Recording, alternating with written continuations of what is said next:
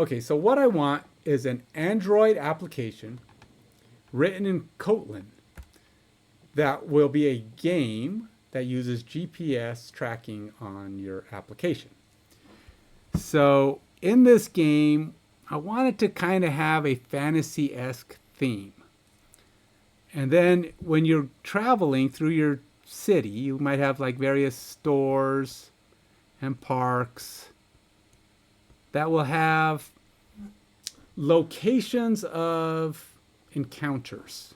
So these would be your encounter locations.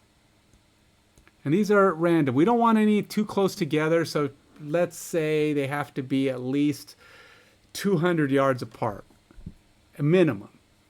We don't want them in any private locations. So we don't necessarily want them on residence. So people don't have to go to people's houses. But they can be on schools, stores, parks, or other public locations that have a minimum distance apart. Now, we don't want them everywhere all the time. So if there's more than 2 or 3 in a mile or in a block radius, we want to spread that out.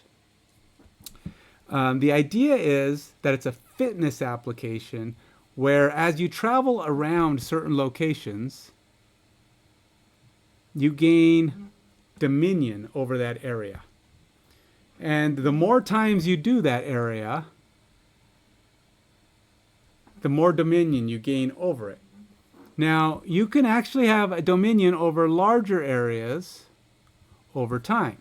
So you might have, a pizza place and, my park. And the bigger your area of dominion, the more your player earns in points. We'll call it mile points.